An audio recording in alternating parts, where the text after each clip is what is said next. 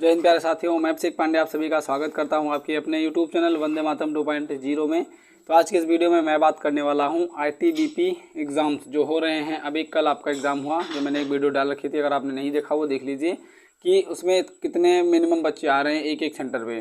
तो जितना आगामी एग्ज़ाम है, कहने का मतलब 15 सितंबर को एक एग्ज़ाम होगा, एक आपको 18 सितंबर को होगा, एक आपका 27 सितंबर को होगा। तो मैं उनको आगाह करना चाहता हूं जिनका एग्ज़ाम 18 सितंबर और 27 सितंबर को है, पेपर के लेवल को लेकर के, कि पेपर का लेवल किस हद तक टफ आ रहा है कि ईजी आ रहा है, इसके बारे में हम यहाँ पे चर्चा करेंगे।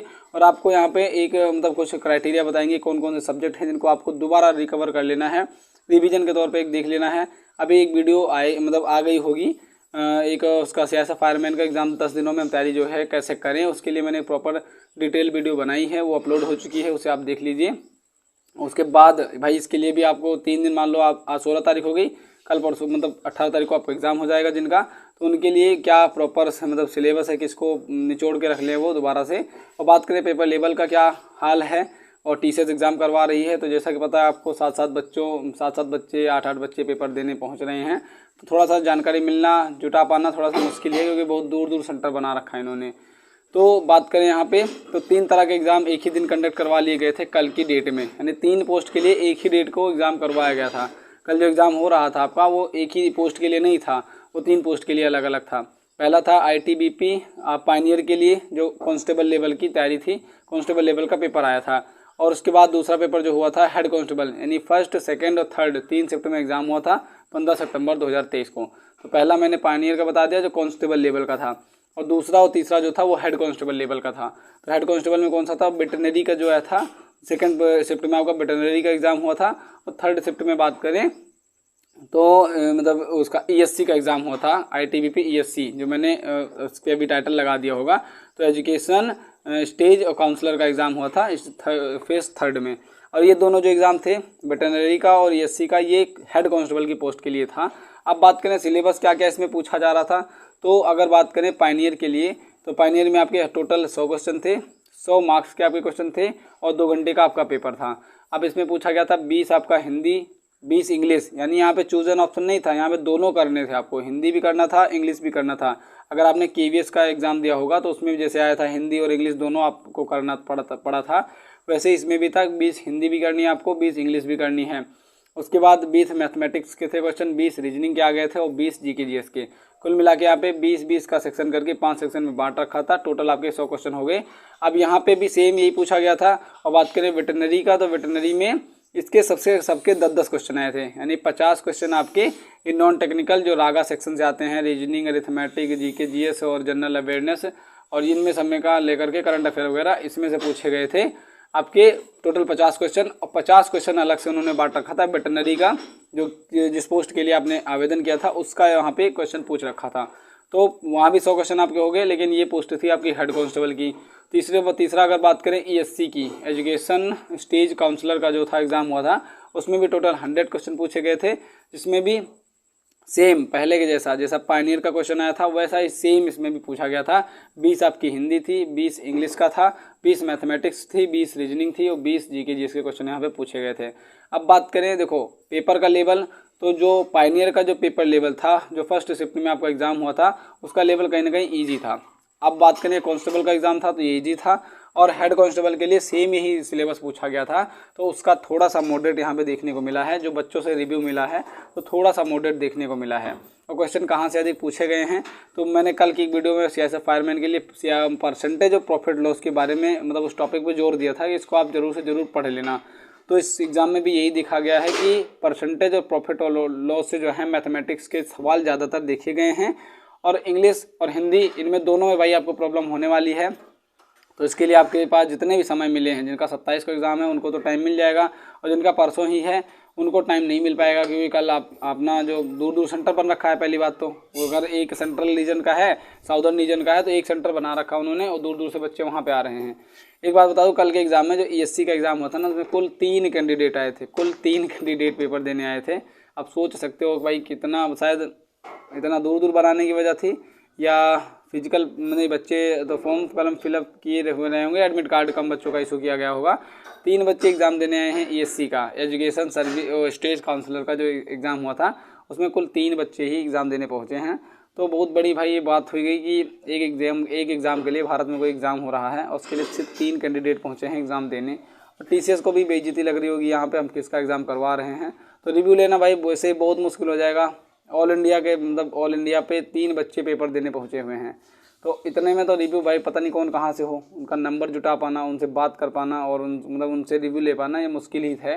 तो हम बात करें पायनियर के लिए, ये बच्चे बता रहे थे कि हमारा मॉडरेट आ रहा था और ESC का जो आ रहा है वो थोड़ा सा पायनियर वालों का ईजी आ रहा है और ESC वाले जो कैंडिडेट थे उनका मॉडरेट लेवल का पेपर बन रहा है।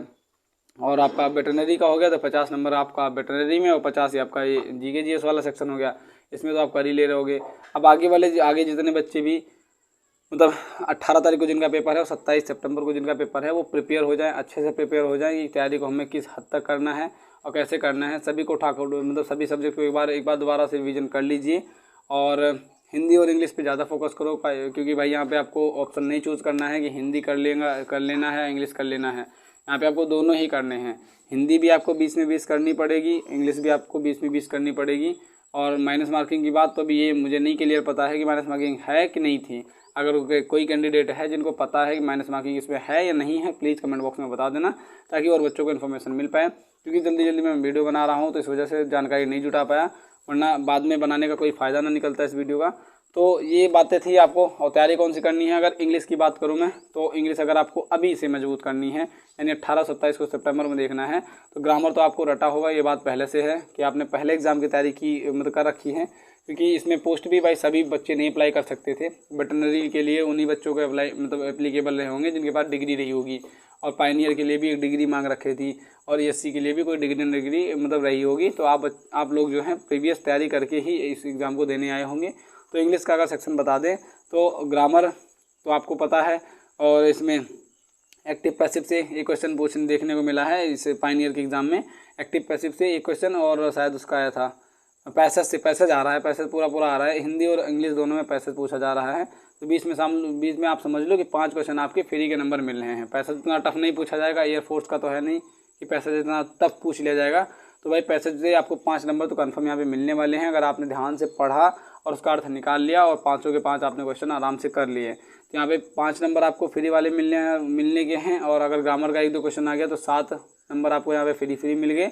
अब बात करें यहाँ पे एक्टिव पैसिव आ गया, 2 क्वेश्चन मान लो आ गया तो 10 नंबर आपके समझ लो यहाँ पे फ्री के हैं जो आपको एकदम रटे हुए हैं कि इसमें से कोई एक्टिव पैसिव भाई कहीं से पूछा जाए वो हम आज आसानी से कर लेते हैं अगर रूल हमें पता है तब। अब उसकी बात करें यहाँ पे सिनोनियम, antonym, idiom, phrases, one word substitute, इसमें से दिक्कत होती है कि इसमें से कहाँ से कौन सा क्वेश्चन आ जाए कुछ नहीं पता, क्योंकि SSC लेवल का भी पूछ लिया जाता है कभी कभी भाई इसमें गुड का अर्थ बता दो, गुड की मीनिंग बता दो, बेटर की सिनोनियम बता दो, बेटर का एंटोनियम बता दो, ऐसे क्वेश्चन आ जाते हैं। तो यही 4 सेक्शन जो हैं वो दिक्कत करते हैं, क्योंकि ये वेरी करते रहते हैं कि मीनिंग भाई अथाह है, उसे याद करने के लिए अगर बैठेंगे मीनिंग को तो शायद ही याद हो पाए किसी से, और तो इतनी याद ही नहीं हो पाती। तो अगर मीनिंग पे आपको फोकस कर लेना है, फटाफट से कोई सीरीज़ आप निकाल के देख लो यूट्यूब पे फटाफट जा करके कि मीनिंग के कोई वोकैब की सीरीज़, या ITBP का टेली कम्युनिकेशन का जो एग्ज़ाम की तैयारी कर रहे हैं बच्चे उनका देख लो कि प्रीवियस इसी का एग्ज़ाम उठा के देख लो, कोई ना कोई वीडियो आपको मिल जाएगी इंग्लिश के ऊपर टॉपिक के ऊपर, या मैंने खुद बना रखी है कुछ ट्रिक आपको बता रखी है अपने यूट्यूब चैनल पे, मीनिंग कैसे याद की जाए, मीनिंग कैसे याद करो। और अगर आपको ग्रामर का सेक्शन देखना है तो पूरी प्लेलिस्ट मैंने बना दी है, पार्ट ऑफ स्पीच की, नाउन से लेकर इंटरजेक्शन तक सब कुछ मैंने बना दिया है, उसे आप जाकर देख सकते हो। वो इंटर लेवल, 9th लेवल और कंपटीशन लेवल हर एक चीज़ मैंने उसमें बता रखा है, हर चीज़ कवर कर रखा है, वो आप देख सकते हो। अब इसमें फिजिक्स मैथ तो पूछी नहीं जाएगी, वो नहीं देखना है आपको, इंग्लिश देख सकते हो आप जाके हमारे चैनल पे। और ये हो गया, इंग्लिश का कंप्लीट हो गया। हिंदी में आपको क्या करना है, तो हिंदी में उतना नहीं पूछा जा रहा है एकदम हाइट लेवल का, कि हिंदी जो एकदम बेसिक लेवल आ जाती है, बेसिक लेवल यहाँ पे पूछा जा रहा है जो SSC GD में आपसे पूछी गई थी, इतना समझ लो। बेसिक लेवल कहने का मतलब कि इसमें से हिंदी के जो शब्द आते हैं ना, सेंटेंस दिया रहता है, तो वाक्य को शुद्ध करना, संधि विच्छेद आ सकता है, नॉर्मल सा, समास के क्वेश्चन आपको देखने को मिल रहे हैं, पैराग्राफ इसमें भी आ रहा है भाई। पैराग्राफ तो हिंदी का पैराग्राफ करने में क्या दिक्कत है, 5 क्वेश्चन आपके 5 नंबर यहाँ पे तो कंफर्म है। इंग्लिश में चलो मान भी लेता हूँ कि 5 में से आपको एक क्वेश्चन नहीं समझ में आ रहा है क्योंकि इंग्लिश का अर्थ नहीं निकल पा रहा है या उसमें उसका आंसर नहीं मिल पा रहा है, तो उसमें मैं मानता हूँ कि आपसे नहीं हो पाएगा। लेकिन हिंदी का है तो पैराग्राफ रीड करने के बाद 5 के 5 अगर क्वेश्चन आप ना कर पाए तो बहुत भाई शर्मिंदगी वाली बात होगी। अब उन बच्चों के लिए नहीं कह रहा हूँ जो आसाम से बिलोंग करते हैं या नागालैंड से, तेलंगाना, मतलब यहाँ से बिलोंग करते हैं अदर स्टेट से। लेकिन आप अगर यूपी, बिहार, राजस्थान, हरियाणा से बिलोंग करते हो तो यहाँ के बच्चों से अगर हिंदी गलत होती है तो बहुत मतलब वही शर्म वाली बात है भाई, हिंदी आपको नहीं आती है, वो भी पैसा देख के उसमें से आंसर निकाल के लिखना है तुम्हें। तो हिंदी का मान लो 5 क्वेश्चन ये हो गया, इसमें से आपका पर्यायवाची और विलोम शब्द पूछे जाएंगे, वो तो पक्का है भाई। जैसे इंग्लिश में पूछा जाता है सिनोनिम एंटोनियम, वैसे इसमें भी पूछा जाएगा आपका कि समानार्थी शब्द और पर्यायवाची और विलोम शब्द पूछे जाएंगे, ये बात कन्फर्म है। 3 नंबर यहाँ से, 5 नंबर पैराग्राफ से, 8-10 क्वेश्चन यहाँ से तैयार हैं आपके, जो कि आपके पक्के नंबर आपको दिला के जाएंगे।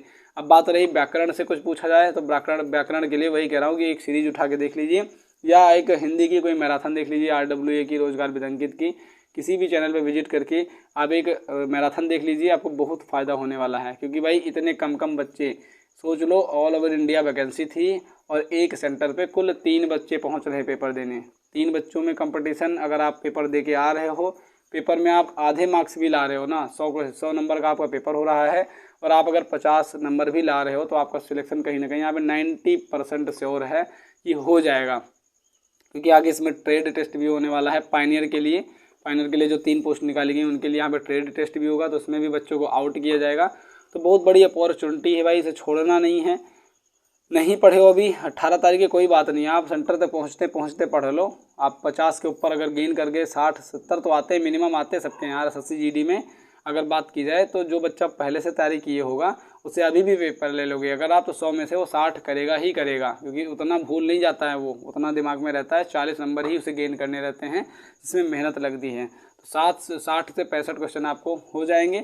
उतना अगर आप कर लेते हो तो 100% श्योरिटी है यहाँ पे, 99% श्योर हो के मैं कहता हूँ कि आपको ITBP में कोई भी अगर पोस्ट के लिए आपने अप्लाई किया था तो उसमें आपको सिलेक्शन मिलना यहाँ पे तय है। तो भाई जाइए आप अपना पेपर दीजिए। जिनका 18 सितंबर को है उनको भाई मतलब उनको मेरी तरफ से क्या है, कॉन्ग्रेचुलेसन्स हैं, अच्छे से आप अपना पेपर देना।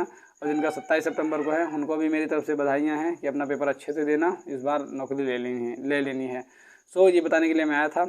और अगर इन्फॉर्मेशन आपको अच्छी लगी हो तो वीडियो को कीजिए लाइक, शेयर एंड सब्सक्राइब। सो मिलता हूँ किसी नेक्स्ट वीडियो में नेक्स्ट अपडेट के साथ, तब तक के लिए जय हिंद एंड जय भारत।